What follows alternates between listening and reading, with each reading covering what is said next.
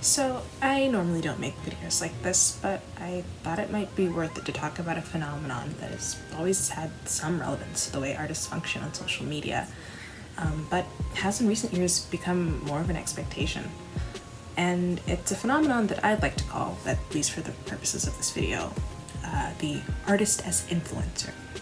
So, what do I mean by that? Why is that the title of this video? Well, I'd like to first start off by explaining what led to this discussion in the first place.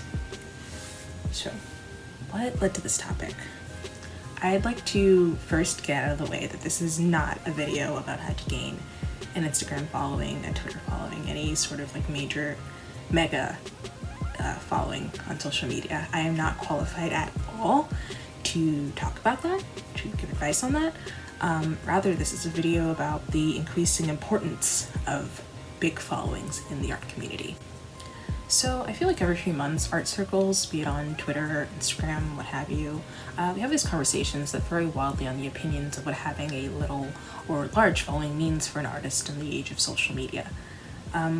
What does that say about your work, your skill? And while we could go back and forth on that all day, I really wanted to focus not only on this current stage of the conversation that is fixated on how to grow and maintain your following, but also the recent responses or parodies to this sort of messaging.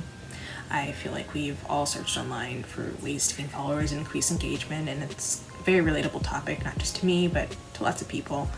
Because of the increasing importance, as I said again, on how big the numbers are on your profile and what that means in terms of potential opportunities. But I feel the veneer of having a bigger following has started to show the cracks more recently. There's a huge pressure to be able to market your artwork in the increasingly hostile landscapes that are social media algorithms. And it takes a huge toll on your confidence and how you perceive your work when it underperforms on these platforms. So starting from there, I want to get back into the point of what the artist as influencer means. So what I mean when I say this is there's been this growing expectation of artists to not only be able to gain, maintain, and engage their large followings, but to also be able to professionally brand and market themselves. These would typically be roles done by publicists and the like, but these days artists are just sort of expected to figure it out for themselves. And this not only leads to a plethora of posts and videos about quick ways to speed up your following, but also disappointment when you just aren't able to attain that growth. And it can also sometimes lead to boxing yourself into a particular style or niche so as not to upset your followers. And while I wish I could say that these issues, that these pressures were self-imposed and just something that individuals just need to work on and, forget about the numbers, social media has increasingly been a way for people to recruit and find artists for differing projects. It's been a way for people to find clients. It's been a way for people to make a steady income on the internet. And there are very real and valid fears about having a smaller following and not being able to sustain yourself. It's not uncommon for people with smaller followings to be overlooked by big companies. But there's also the flip side of that. Having a bigger following doesn't automatically equal success. People have been scared off by someone having 50,000 plus followers because they expect them to have a bigger rate, so they wouldn't commission them for works. Clients for bigger artists generally tend to be reoccurring, so they'll typically have the same person or people commissioning them over time rather than exponentially having more clients as their following increases. And it also doesn't equal engagement. So there are ways that having a bigger following doesn't automatically equal more money. So now I want to talk about the recruiting through social media that is being done. And it's kind of the reason why I wanted to make this video in the first place, because it's becoming this increasingly occurring phenomenon where there are stories of people hiring from big networks, hiring people off of social media because of some fan art that they posted, or maybe they posted something funny. And it just happened to catch their eye, and now they have a job at this major studio. And well, at the beginning when I heard that a few years ago, it was really exciting, it seemed that all the barriers of entry were kind of dropping a bit.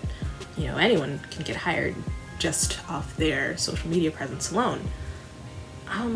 But then I kind of started thinking about it over the years, and there have been a lot of complaints raised that this still typically happens with people who have a bigger following, right? There are many of us that just do not have the same visibility as someone with a larger following, and that's not to put the blame on a person with a larger following. It's just that is the way that it is. And that's not always due to lack of talent or lack of skills. It's just the way that the algorithm is, and no one can really account for that.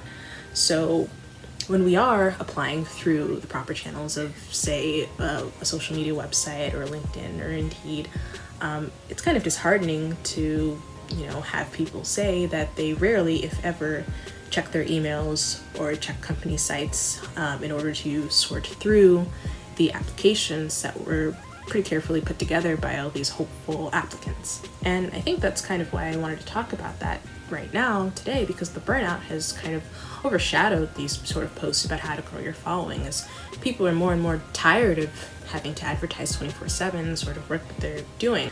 And as someone who likes to take breaks from social media every so often, I've disabled my Instagram so many times. It kind of feels stifling to always have to be plugged in all the time. Otherwise, you're losing out on these potential invisible opportunities because people are always looking. So, solutions. There've been a number of solutions. I just want to talk about 3 off the top of my head. One that I've seen floating around is just like, we should all just run away to another website and all the artists should be free to just go to this website and create to our heart's content. I feel like these same problems will still persist unless we can address them properly on the platforms that we do have, so that, you know, whenever we do have this major website up and running, that when we go there, the transition's a bit smoother and we don't have these sort of dichotomies or hierarchies of follower base. If anything, maybe numbers could be removed, likes could be removed, I don't know. Another thing is that we have to sort of put this back on recruiters. The onus is not on us to be found. I feel like most of us who have some sort of visibility on social media are already making the effort of putting our work out there. And I think when a lot of these people who are in the position of hiring other artists, they should be mindful about the sort of things they say, especially when it comes to submitting job applications and saying, oh, nobody reads those, and how discouraging that can be for a young or just new artist coming in. And if social media is the way that they're going to recruit people, they should do their due diligence when it comes to seeking out people to hire. And you should also offer opportunities and spotlight and recommendations to marginalized creators as well. And especially not just after moments of trauma and tragedy, but more can be said on that in a different video if you don't like. I think this biggest point of the solution is that artists should not have to be influencers to get our work seen.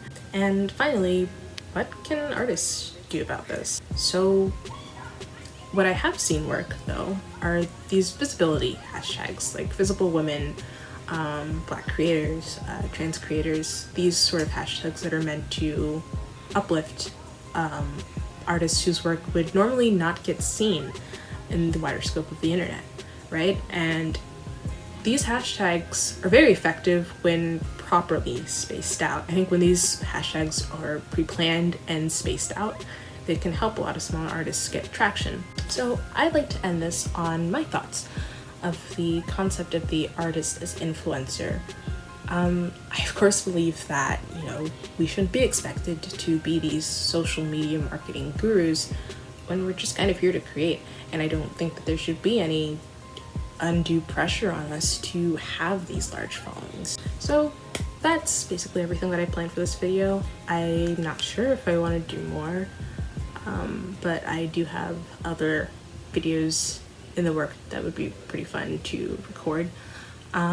So if you've managed to make it this far, or if anyone's even still watching, I'm curious to know what your thoughts are on the concept of the artist as influencer. Is it good? Is it bad? What are your nuanced or personal takes on the matter? But as for me, I think that's it.